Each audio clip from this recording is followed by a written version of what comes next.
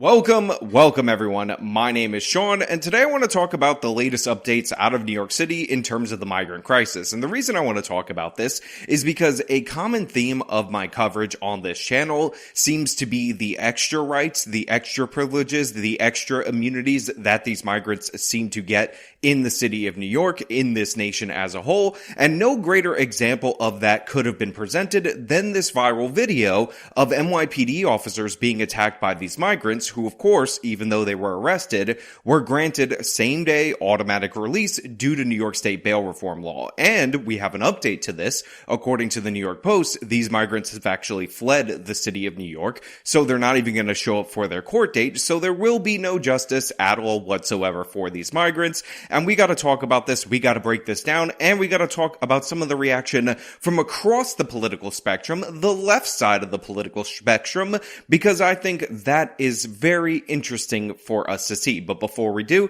I want to say thank you to everybody who signed up over on actualjusticewarrior.com/join. Give me the money. Give me the money.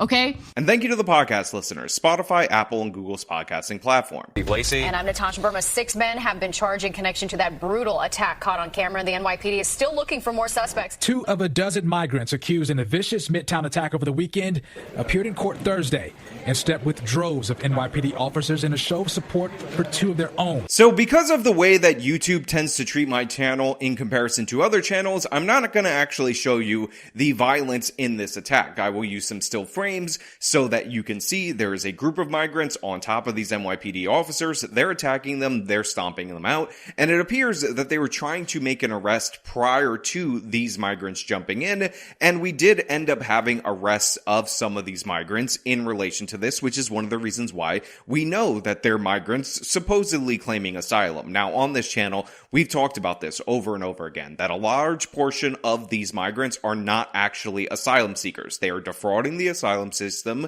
because they're economic migrants and they're here for a better opportunity or whatever, and they're living off the system, living off the taxpayer dole. And to me, and to most people in this country, you would think that if you're a guest in this country, essentially, if you are here saying that you want to be a citizen because your nation is so dangerous, the bare minimum is that you don't attack law enforcement officers. The bare minimum is that you don't commit additional crimes. And it turns out these migrants do have additional criminal records, additional arrests that I want to get into. Pummeled on camera Saturday evening. The duo were the 6th and 7th arrest made Wednesday, but only 24-year-old Yohenry Brito was charged with robbery and felony assault in the attack. So as you heard right there, they have 7 different people that they took into custody. And remember, there is a video of this attack. I showed you some still images of it. You can see it for yourself. And yet, they're not all facing charges. In fact, of the group of people, of the mob that attacked NYPD officers, guess what? One of them is going to face felony charges. Just one. And that is somebody who is actually charged with a robbery that was related or somewhat connected to this. And the reason that they're citing for not charging these individuals is a so-called lack of evidence. Concerning 21-year-old Yandri Badros, District Attorney Alvin Bragg's office declined to prosecute, citing a lack of evidence to prove his involvement. Don't believe your lying eyes, because District Attorney Alvin Bragg says there's actually no evidence of criminality in this particular video. So any of you who think that there is, you're probably just an evil white racist. So I'm going to need you to sit down and shut up with your evil white racism. Now, that technically wasn't in Alvin Bragg's statement, but we know how Fat Alvin rolls. We know how he prosecutes cases or how he doesn't prosecute cases. And that's essentially the undergirding philosophy behind him not having any consequences for these perpetrators. Now, I will say that Governor Kathy Hochul and the head of the PBA, who's always advocating for the police, are not having it, at least rhetorically, even though in reality, in actuality, Governor Kathy Hochul is not doing anything. And of course, the head of the PBA is going to be pro-NYPD officer. That's quite literally his job. We have to ask the question, why did these 4 individuals be released on their own recognizance? Wednesday's arrest followed 4 migrants also arrested and charged in the assault Saturday, and 1 later Monday. Yet all were released but 1, who was under a supervised release. So I have to laugh at the way that the local news is reporting this. So they're like, oh, all 4 of them were released on their own recognizance, except for 1 who got a supervised release, meaning that all of them were released. 1 of them just got an ankle monitor. And since we've talked about this on the channel before, and you might be a long-term viewer of this channel, you know as well as I do that GPS monitoring devices, ankle monitoring monitors do not prevent people from committing crimes. In fact, I have seen some of these people's records, and I know that some of them are actually people who have been arrested for assault before, and guess what? That arrest, that release, that saying, hey, don't do that again, Mr. Migrant, has not prevented them from doing it again and becoming more bold in attacking this NYPD officer. One of them already had a criminal record. Reveron has 2 pending cases in Manhattan for assault and robbery. He allegedly attacked a loss prevention officer at a Macy's department store during an alleged robbery, and also allegedly punched and bit a Nordstrom Rack employee in November. In fact, Anna Kasparian, when covering this, actually went over the record of one of these individuals and pointed out that one of them committed a robbery at a Nordstrom store among 2 arrests that they had, and during the course of that robbery, they assaulted a Nordstrom employee. Now look, maybe, just maybe, they decided that because Nordstrom Rack is an outlet store, it's only the leftover things, then therefore it doesn't matter. But in my opinion, if you are here, again, illegally, if you're posing as an asylum seeker, or if you're here as a legitimate asylum seeker, the bare minimum step 1 requirement for you to be let in the country, to be paroled in the country, because that's what it's actually called, is that you don't commit additional crimes in our nation while you're in our nation. But apparently, you get multiple different strikes if you are a migrant. You can even go up and assault police officers. So these people have been released, and as I'm going to explain to you later, they've actually fled the city of New York. So now they're fugitives of justice. Again, people who shouldn't even be in this country in the first place. I don't want to get ahead of myself here because I have a whole argument that I'm about to make. But let me just say this. Considering the lack of resources for migrants, considering the fact that you have a situation in which there isn't enough shelter and you have migrants sleeping outside, can we deport the migrants who are engaging in this kind of behavior and this kind of crime? Like, one of them has already gotten arrested twice for assaulting employees at retail stores. And then you have the surveillance footage of them kicking cops in the head as the cops are trying to detain another guy. Why? What are we doing? So they get arrested and then they're let out. No bail, because it's New York City. Of course. Now, by the way, I played the clip of Anna Kasparian from the Young Turks talking about this, discussing this, talking about how deportation should be on the table, which is something that even Governor Kathy Hochul had said. And apparently that moderate position, which by the way is peppered throughout the entire segment with I'm in favor of asylum seekers and all the other caveats that Anna typically gives when she's talking about this, and how this is actually not reflective of immigrants to the country, not reflective of asylum seekers. Listen. I know we have a giant left-wing audience, and I love you guys. Please don't give in to some knee-jerk reaction to provide cover for these people. These are not people you need to provide cover for. These are people who are in the country claiming asylum. They don't have a right to be here. It is a privilege to be able to take advantage of our asylum program and be able to claim asylum, claim that you're here because of whatever reason. I don't know exactly which reason they gave for their asylum claim. And you get to have your case adjudicated in front of a judge. But if you're causing all sorts of chaos, and if you're assaulting police officers, like, the idea that we're not even having a conversation about immediately deporting them is ridiculous. But then not only that, they get arrested and immediately released without bail because of bail reform in New York.